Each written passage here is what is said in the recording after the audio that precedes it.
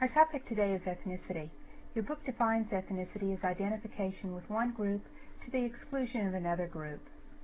This means that, for example, if you identify yourself ethnically as Jewish, you can't also be Catholic, Hindu, Buddhist, etc. Identification can be made by language group, religion, geography, history, can be made by cultural origins or traditions based on kinship, etc. There are many different ways of defining ethnicity, including that elusive variable is race, which is a cultural reality, even though it's not a biological reality. Traditionally, you've not been allowed to choose your ethnicity. Ethnicity was something assigned to you by birth or designated by a national or legal system. Now you're asked to fill in the box and make your own decisions, and for a lot of people that's confusing, just like many other decisions in modern society. 150 years ago, you might have walked into a grocery store or a general market and had only one type of rice to buy. Now you walk into a major supermarket and find yourself with 30 or 40 different varieties of rice from 20 or 30 different countries, many of them containing spices and various ingredients that you may or may not be allergic to, may or may not have tried before. It just gets very confusing making nutritional decisions when you go to a supermarket, just as it gets very confusing trying to isolate or designate yourself as belonging to a particular ethnic identity, especially when you have parents with a variety of heritage behind them. Am I A, B, or C? Confusion is part of the modern dilemma, and many people choose to identify themselves as multi-ethnic. Traditionally, again, those designations were made by the nation-state in which you lived.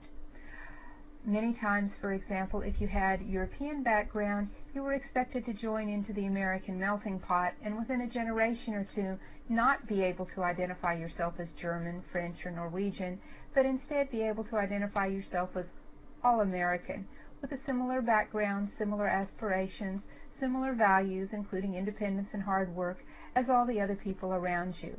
The idea was to eliminate ethnic identity, or at least to create a new ethnic identity. For some groups, this was easier than others. For Native Americans, for example, in order to blend them into the melting pot, the children were forcibly removed from their homes and placed into boarding schools. They were not allowed to speak their native language, forced to learn English, and forced to abandon the cultural traditions which had kept their parents alive. This was thought to be advantageous both for them and for society in general. By contrast, African Americans, blacks, were expected by exclusion to form their own cultural identity, and they were segregated from the American mainstream, not allowed to go to the same schools, not allowed to participate in many of the same activities, the idea being that they were simply too different. In Australia, the same situation was handled a little bit differently, but equally disastrously. Aboriginal children, particularly those who were half Aborigine and half Anglo, were taken away from their mothers. Usually the mothers were the ones that were the Aborigines, since there were very few women in early Australian years. These children were removed from their mothers, placed into orphanages, foundling homes, etc., and raised culturally to be white.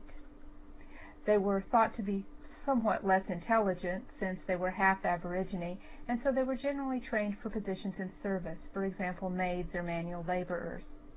By the next generation, they were thought to be more white, more intelligent, and so many of them were adopted out into white families, again taken away from their birth mothers, not voluntarily but by force, and put into white families, and in some cases never even told about their Aboriginal heritage, or if they were told, it was treated as something that they were supposed to ignore because they were mostly white now and could fit into white society.